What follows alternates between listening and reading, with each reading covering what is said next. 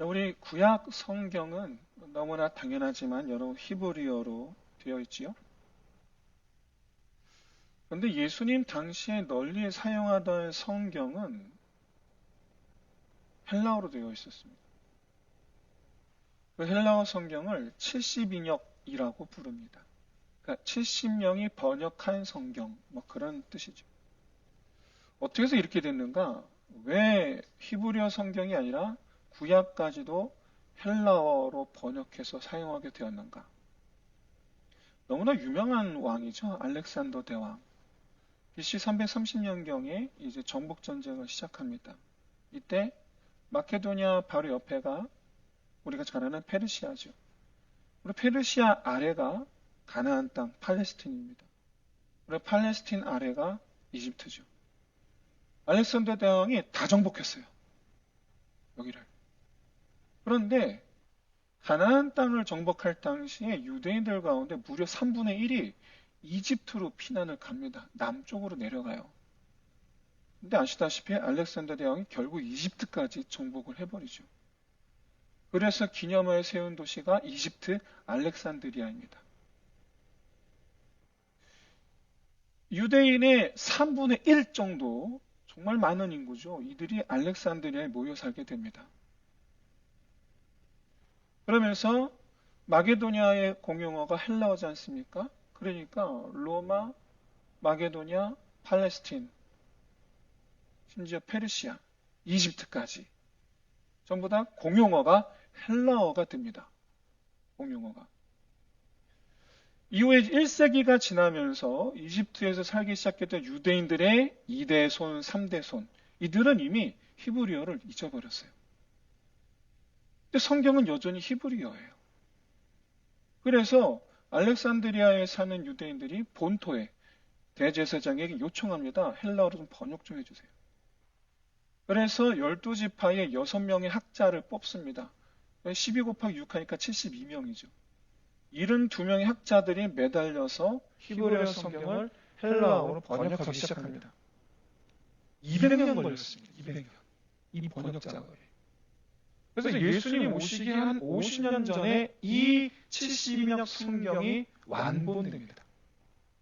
이후로 유대 본토, 가나안 땅을 제외한 나머지 디아스포라 유대인들이 이집트에만 있지는 않았거든요. 위에 페르시아에도 있었고 마게도니아에도 있었고 그리스 헬라에도 있었고 흩어져 있는 이 디아스포라 유대인들이 72년 성경을 사용하기 시작합니다. 그런데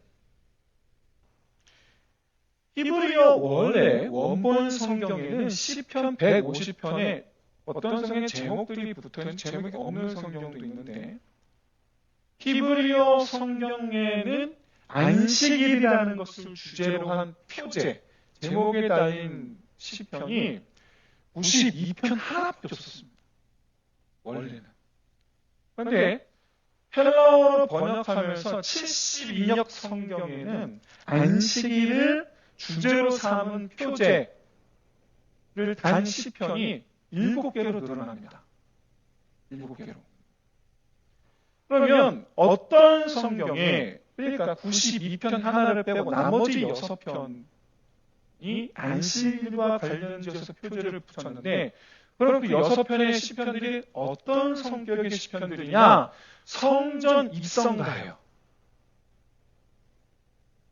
성전에 들어가는 찬양 관련된 것들에다가 안식일 첫째 날을 위하여, 안식일 둘째 날을 위하여, 안식일 셋째 날을 위하여 라고 제목을 붙였어요.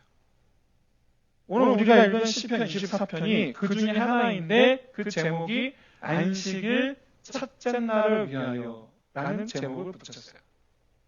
그러니까 이 24편은 유대인들이 안식일 다음 날이 우린 주일이라고 부르는데 일요일이죠. 일요일에 부르는 찬송 시편이에요. 누가? 디아스포라 유대인들이. 그러니까 성전에 올 수 없는 유대인들이에요. 헬라에 살아요, 마게도니아 살아요, 저기 위에 페르시아에 살아요, 이집트에 살아요.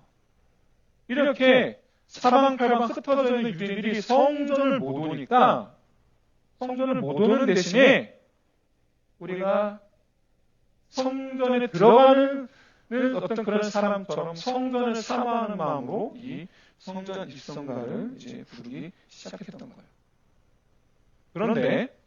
그런데 기독교인들이 이 24편을 예수 그리스도 승천이래 불렀습니다. 주님의 승천하신 날, 주님께 승천하신 날은 부활하시고 40일 뒤거든요. 요일 따지면 목요일이네. 승천하신 날에 주님 승천가, 이렇게 주님 승천가라고 따로 불러서 오늘 시편을 찬양했습니다. 왜냐하면 문드라 머리 들지어다 영광의 왕이 들어가신다. 승리하신 마귀 권세를 부수시고 천성문을 향하여 나아가신 예수님을 기념하기 위해서 시편이었던 거예요. 그래서 우리 성도들을 위해서 죽으시고 부활하신, 그래서 죽음을 이기신 그 주님을, 그 예수 그리스도의 그 영광을 찬양해야 한다 해서 이제 불렀던 이 시편 24편 찬양입니다. 그래서 성도들은 다같이 부활의 날을 소망하게 되었고 주님과 더불어 함께 그 영광스러운 그 천성문을 향해 나아가는 자기들의 모습까지도 꿈꾸며 소망하게 됩니다. 이것이 이제 승천일에 불렀던 24편을 불렀던 이유죠. 근데 여러분, 예수 그리스도께서 영광의 왕으로 영원한 문에 들어가시는 그 승리의 왕으로 묘사하는 것이 7절부터 10절까지 후반부예요. 이게 무슨 얘기냐면 후반부에 예수님을 승리하신 분, 그래서 승리의 개선가를 부르며 문을 향해 나 들어가시는 분이라는 얘기는 앞에 내용이 뭡니까? 전쟁이 있어야죠. 전쟁에 대한 내용이 있어야죠. 주님과 싸우는 뭔가 대상이 있다는 얘기죠. 그래서 이 결론은 7절부터 10절까지의 영광의 왕 문에 들어가신다라는 이 결론은 시편 24편의 전제가 하나님이 싸우시는 대적이 있다가 전제예요. 그래서 이 시편의 배경에는 이 세상에 지금 두 나라가 있다라는 게 전제예요. 두 나라가 있다. 그 두 나라가 뭡니까? 하나는 하나님께서 다스리시는 나라, 또 하나는 사탄의 권세 아래에 있는 나라. 이게 두 나라죠.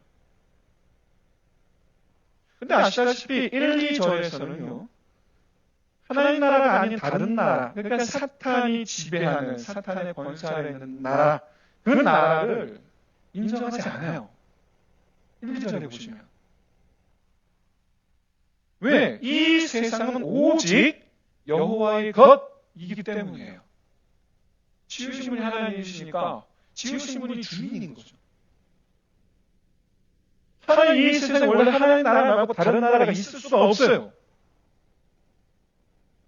이 세상은 끊임없이 흔들리는 바다, 강. 바다와 강은 물결이 흐르잖아요. 물결 치잖아요. 계속 흔들린단 말이에요. 거기에 지을 세상이란 말이에요. 그런데 그 땅이, 그 세상이 안 흔들려요. 그래서 2절이 의미하는 건 뭐냐면 하나님께서 여전히 붙드시고 있는 세상, 하나님의 권세로 붙들고 계시는 세상을 의미해요. 그러니까 이 모든 세상이 다 하나님의 은혜와 섭리 안에 놓여 있어요. 하나님의 손 안에 있다는 뜻이에요. 그러니까 엄밀히 말해서 이 세상은 두 나라가 될 수가 없어요. 그런데도 불구하고 실제로는 어떻습니까? 실제로는 이 원래 하나밖에 없어야 되는 이 나라에서 사람들이 빠져나왔죠. 다른 나라로 갑니다. 있을 수 없는 나라인데 그 나라 백성이 돼요. 그럼 누가 다스리는가? 하나님께서 다스리시는가? 아니면 사탄이 다스리는가? 이 양자 태길 앞에서 모든 사람들은요, 사탄의 다스림을 선택한 게 아니야 라고 말합니다. 여러분, 누가 여러분 정말로 사탄이 다스리는 나라에 자기 발로 가겠습니까? 누구도 그렇게 얘기하지 않아요. 그리고 그 누구도 자기가 사탄이 다스리는 나라에 살고 있다고 생각하지 않아요. 누구도. 그런데 반대로 상대적으로 하나님의 다스림을 거부하고 있어요. 난 하나님 말씀 살기 싫어. 거부하고 있어요. 하나님의 다스림 밖에 없는 이 세상에서 하나님의 다스림을 거절하면 그럼 뭐밖에 안 남습니까? 사탄의 다스림밖에 남지 않아요. 그렇게 여러분 스스로 당당하게 하나님의 다스리심을 거절하고 살아가는 이들이 하나님 나라가 아닌 다른 나라에서 살고 있는 사람들이죠. 그렇게 모든 사람들이 한 명 빠짐없이 모든 사람들이 하나님 나라가 아닌 다른 나라에서 살고 있었어요. 모든 사람들이. 그 나라가 누가 다스리는 나라인가? 하나님의 것을 두고 하나님의 것이 아니라 내 거라고 주장하는 사람들. 누구 닮아있는 사람들입니까? 사탄 닮아있는 사람들이죠. 왜 사탄이 우리에게 주장하는 거예요? 내 거라고. 하나님 거를 내 거라고 말하는 존재. 그게 사탄이에요. 하나님을 닮아야 되는데 사탄을 닮아 있어요.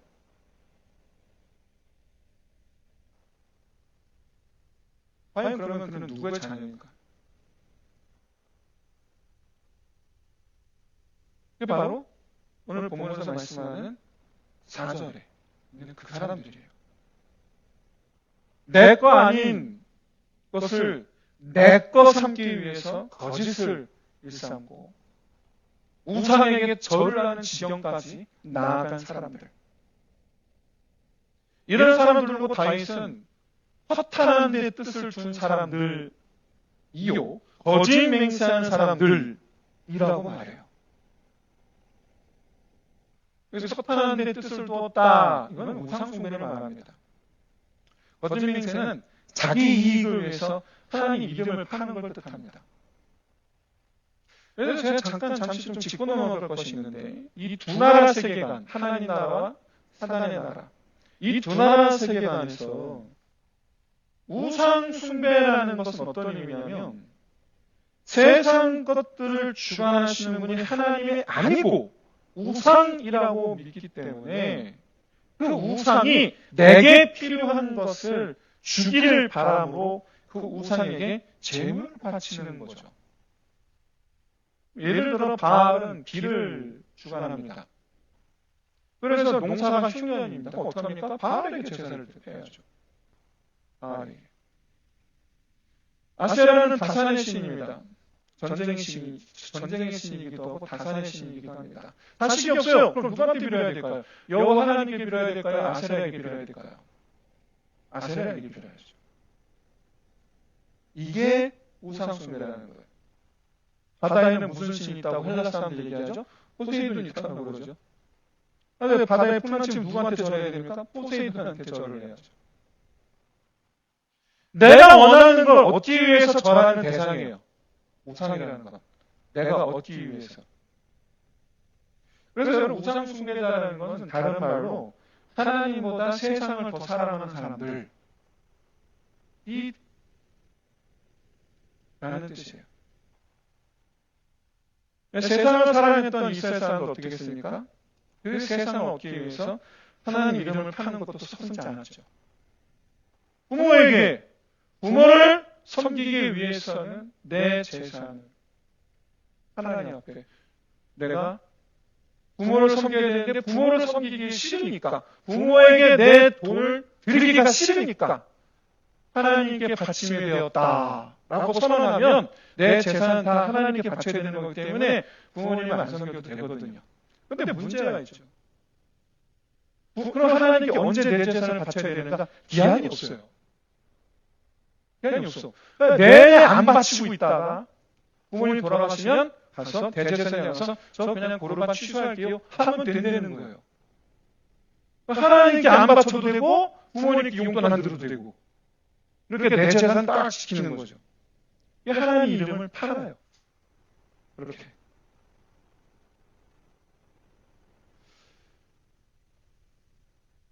또 이런 것도 있죠. 하나님 나에게 이거 해주시면 내가 하나님께 저거 해드리겠습니다. 이런 조건을 다는 기도도 우리가 종종 하지요. 이런 류의 간증하시는 분도 제가 많이 들었습니다. 잘못했다는 얘기는 아닙니다만 최소 여러분 두 가지를 생각하셔야 됩니다. 이런 기도를 하고 있다면 두 가지, 최소 이 두 가지를 생각하셔야 돼요. 첫째는 뭐냐? 내가 하나님께 내건 그 조건들이 뭐 헌금할게요, 뭐 내가 뭐 할게요, 이런 조건들이 그 자체가 그럼 하나님한테는 필요가 없어요.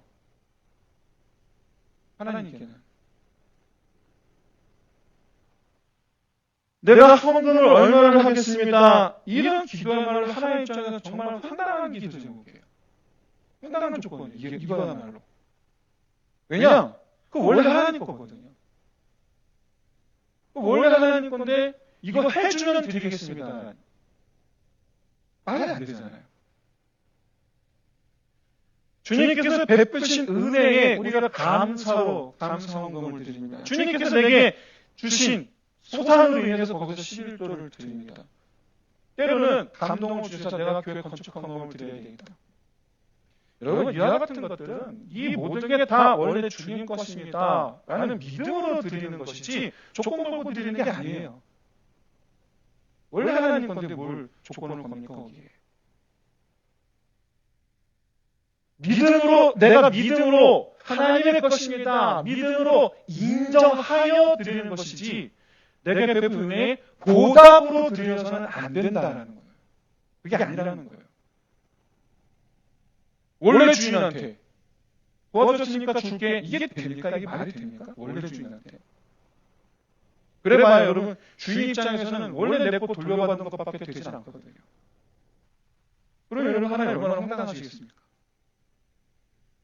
주님, 내 이번에 이거 해주시면 내가 교회에서 봉사 뭐 하겠습니다. 마찬가지예요. 이것도 여러분 주님께서 굉장히 탐탁한 조건은 아니에요. 왜요? 우리 하나님은 우리의 노동력이 필요하신 분이 아니거든요. 그러면 아니 목사님 뭐 기도할 때 내가 하나님의 도움이 필요한데 내가 이렇게 해도 안 된다 저렇게 해도 하면 안 된다. 그럼 도대체 내가 하나님의 도우심 필요할 때 내가 하나님께 뭘 드려야 되나요? 이게 이제 우리가 이런 기도할 때 생각해야 될 두 번째입니다. 여러분, 하나님께 조건을 걸 때는 하나님께서 원하시는 걸 걸어야죠. 이게 뭡니까? 한번 따라해 보시겠습니까? 하나님, 제가 할 수 있는 것이 아무것도 없습니다. 도와주세요. 하나님의 아들로 살겠습니다. 아들 도우시는 아버지의 손을 허락해 주세요. 하나님하고 거래하려고 하지 마시고 그냥 하나님의 자녀가 되려고 하시기를 주의 이름 축원드립니다. 내가 하나님의 아들이면 도와주셔도 당연한 거 아닙니까? 하나님께 뭐가 부족하겠습니까? 내가 아들이니까 도와주시는 거고 내가 딸이니까 도와주시는 거예요. 저는 지금까지 그런 기도를 하면서 하나님과의 거래를 정직하게 또 제대로 지키는 사람도 별로 못 봤지만 중요한 사실은 하나님이 나를 도와주실 때 하나님이 돈이 필요해서 도와주시는 게 아니라는 거예요. 하나님이 내 노동력이 필요해서 도와주시는 게 아니라는 거예요. 내가 아들이니까 딸이니까 도와주시는 거 아닙니까? 헌금 얼마 생각, 얼마 하고 말 생각하지 마시고 봉사 좀 하다가 말 생각하지 마시고 온전하게 아들 노릇할 생각, 온전하게 딸 노릇할 생각 하시기를 진심으로 소원합니다. 하나님께 아들, 딸 노릇하시면 돼요. 넘치도록 부어주실 줄 믿습니다. 여러분, 하나님을 내가 성공하기 위한, 내가 도움받기 위한 이용의 대상, 이용하는 대상으로 여러분 삼지 마시고 그저 내가 섬기고 내가 사랑해야 할 내 아버지,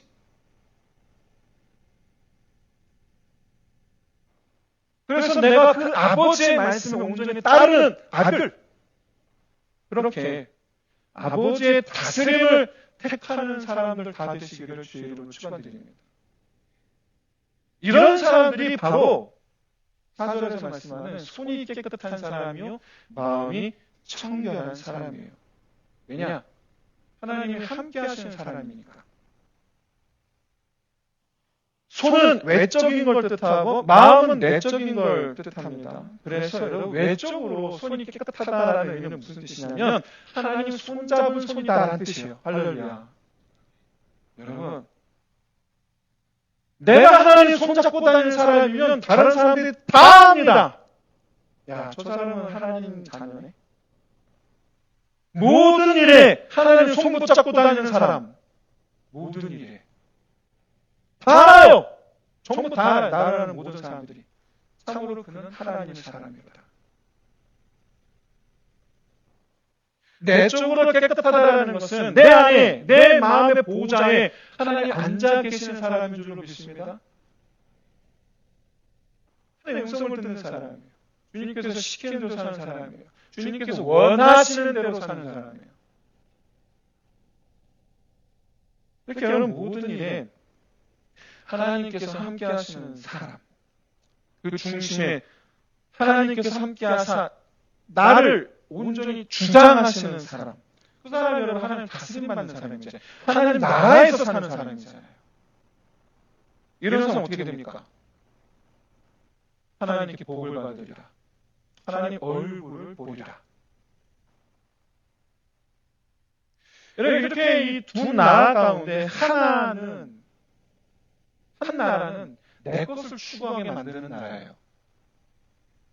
내 것. 근데 또 다른 나라는 내게 있는 모든 것으로 하나님과 함께 하기를 구하는 나라예요. 하나님과 함께.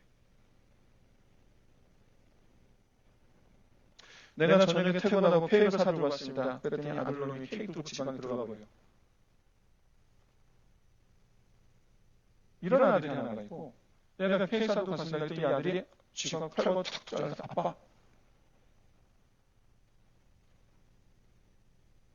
여러분 축복합니다. 여러분의 자녀들 다 그런 아들, 그런 딸들 다 되시기를 주의로 축원드립니다. 그것도 축복합니다. 여러분들이 하나님께 그런 아들, 딸 되시기를 주의로 축원드립니다. 하나님과 얼굴을 마주하는 게 왜 복인가? 여러분, 하나님 나라에 살고 있는 그 자체가 복인 줄로 믿습니다. 왜? 우리가 사는 것은 둘 중 하나거든요. 하나님 나라에서 살든지 사단의 권세 아래, 그러니까 죽음의 권세예요. 죽음의 나라에서 살든지 둘 중 하나인데 뭐가 복입니까? 하나님 나라에서 사는 것이 복인 줄로 믿습니다. 이 세상에서 내 것으로 알고 나만 누리며 살다가 사탄이 다스리는 권세 아래 놓여있는 그 나라에서 영원히 살게 된다면 여러분 그게 복입니까? 이 땅에서 누릴 그 풍성한 것들이 복입니까? 아니에요. 여러분 진짜 복을 누리시기를 주의 이름으로 축원드립니다. 진짜 복을. 진짜 복을. 우리는 이 복을 누리기 위해서 사탄이 다스리는 나라로 오라는 그 유혹과 싸워야 돼요. 네 거야? 네가 노력했잖아. 네가 밤새서 일해서 얻은 거잖아. 네가 받은 퇴직금이잖아. 네가 집을 팔아서 번 돈이잖아. 네 거야. 네 거라고.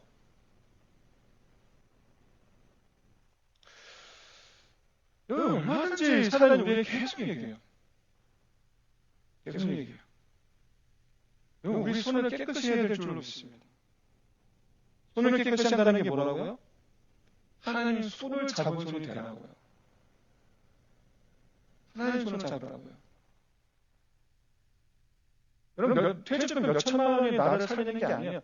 주님의 손이 나를 살리는 줄로 믿습니다. 아파트 팔아서 몇 억 번 게 그게 나를 살리는 게 아니에요. 주님의 손이 나를 살리는 줄로 믿습니다. 여러분, 우리 마음을 청결하게 힘써야 돼요. 주님을 내 마음에 모셔야 된다는 뜻이에요. 내 주인이 되게 해드려야 된다는 거예요. 그래서 마음이 청결한 사람, 주님 음성을 듣는 사람이고 주님께 순종하는 사람일 수밖에 없어요. 그래서 여러분, 산상수훈에서 마음에 청결한 자 복이 있나니 뭐라고요? 하나님을 볼 것이요. 네, 여러분, 우리의 손을 깨끗이 하려고 할 때마다, 그러니까 주님의 손을 잡으려고 할 때마다, 여러분, 그 손을 낚아채서 나로 말미암아 세상을 쥐게 하려는 자, 사단 권세, 사단 마귀 아닙니까? 우리 마음을 청결하게 하고 싶을 때마다 주여 내 마음에 오시옵소서, 우리 주님을 내 주인으로 모시고자 할 때마다 나더러 아니야, 네가 주인이야, 네 인생은 네가 주인이야, 내 인생은 나의 것, 네 인생이 너의 것이야 라고 주장하는, 유혹하는 사단 마귀. 사단 마귀가 나를 위하는 것 같지 않습니까? 그런데 아니죠. 하나님 만나지 못하게 회방 놓는 겁니다. 너 절대 하나님 만나면 안 돼. 너 절대 하나님 손잡으면 안 돼. 네 손에 하나님이 아니라 돈을 쥐어. 네 손에 하나님이 아니라 권세를 쥐어. 네 손에 하나님이 아니라 세상 명예를 쥐어. 이게 어떻게 여러분 나를 위한 겁니까? 이게 어떻게 나를 위한 거예요? 나 죽으라는 얘기지. 나 죽으라는 얘기잖아요.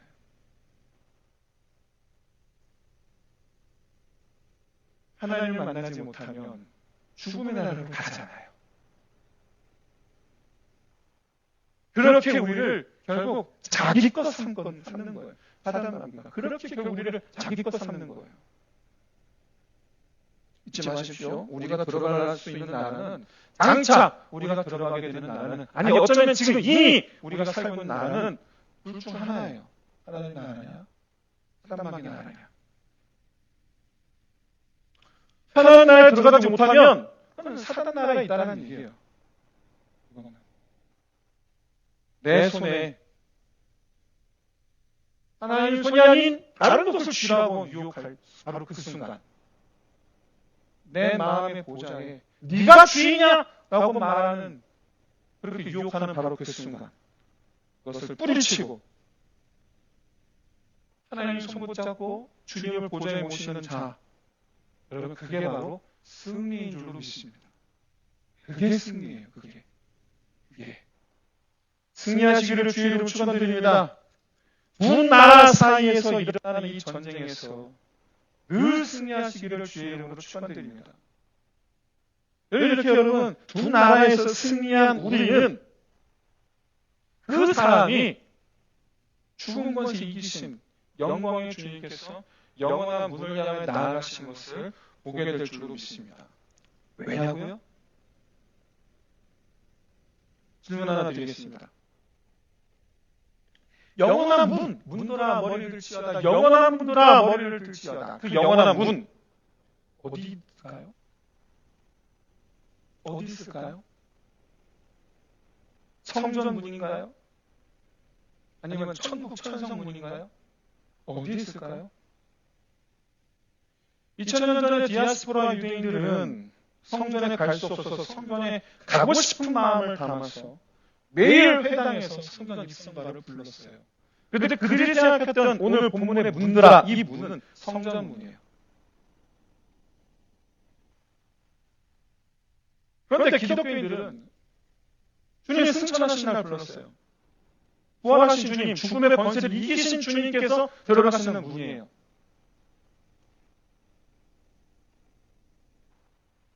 원래 주님께서 거하시는 곳은, 주님께서 들어가사 거하시는 곳, 우리는 그것을 가리켜서 지성소라고 부릅니다. 지성소. 근데 여러분, 주님 죽으심으로 말미암아 예루살렘 지성소, 성소와 지성소의 구분이 되는 천을 찢어버리심으로 지성소가 유명무실해졌죠. 역할을 잃어버렸어요. 예루살렘 지성소는 없는 것과 다름이 없게 됐어요. 그러면 대신 주님께서 거하시는 지성소는 어디입니까? 사랑하는 성도 여러분, 저와 여러분이 지성소인 줄로 믿습니다. 저와 여러분이 주님 들어오실 영원한 문이 되어야 될 줄로 믿습니다.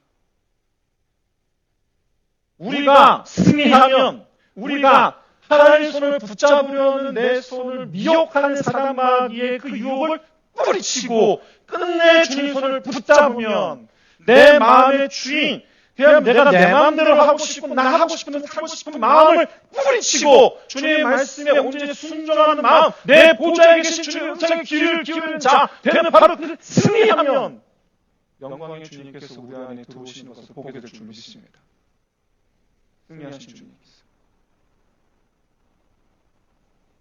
여러분, 7절에서 10절까지 문들아 너희 머리를 들지어다 영원한 문들아 들릴지어다 영광의 왕이 들어가시리로다.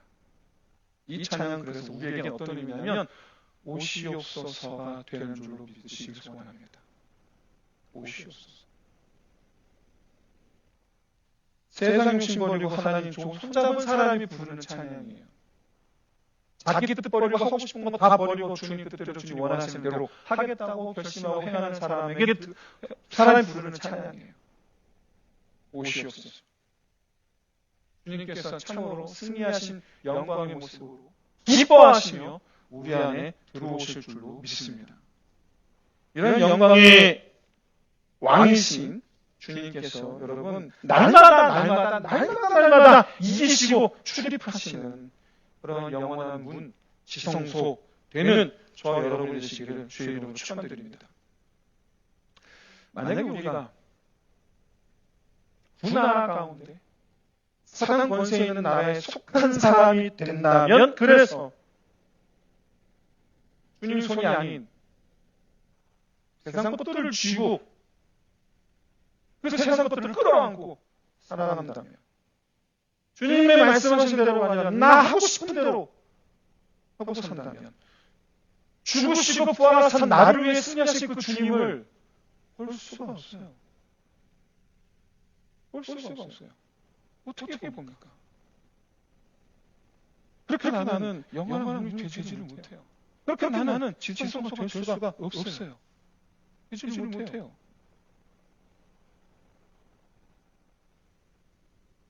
사랑하는 성도 여러분, 혹시 여러분이 내게 알려줄 수 있으면 알려주십시오. 내 뜻대로 하고 싶어 살면서도 내가 하나님 구하신 지성소가 될 수 있습니다. 방법이 있다면 저에게 알려주십시오. 그렇죠. 어떤 방법인지. 세상 것 사랑하지 아니하고 주님 손 잡는 것, 이것 말고 또 다른 깨끗한 손을 될 수 있는 방법이 뭐가 있는지 여러분 아시는 다른 방법이 있다면 저에게 알려주십시오. 없습니다. 없어요. 그래서 우리에게는 늘 항상 둘 중 하나예요.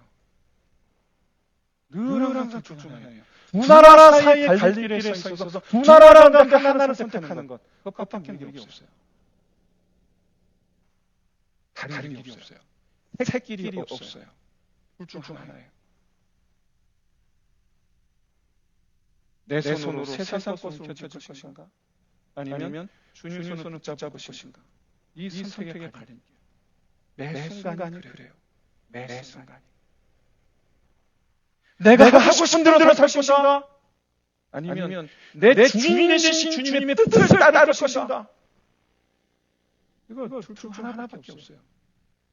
내 선택의 갈림길은 이 둘 중 하나밖에 없어요. 다른 길이 있나요? 제 3의 선택이 있을 수 있나요? 있다면 알려주세요. 없습니다. 이 둘 중 하나예요. 그 선택의 갈림길에서 늘 항상 승리하신 영광의 왕 우리 주님 들어가시는 문, 들어가사 좌정하시는 주님의 지성소 되시기를 주의 이름으로 축원드립니다. 내가 지성소가 되었다라는 건 순종하는 사람이 되었다는 거예요. 내 뜻대로 행하지 아니하고 내가 하고 싶은 대로 하지 아니하고 주님께서 원하시는 대로 주님께서 계획하신 대로 행하는 사람이 되었다라는 거예요. 그렇게 여러분, 그렇게 매 순간 그렇게 여러분 내 삶의 주인이신 내 삶의 주인이 하나님이시라는 것을 나타내는 저와 여러분의 삶이 되시기를 주의 이름으로 축원드립니다. 이제 우리 찬양하며 우리 말씀 좀 기도하겠습니다.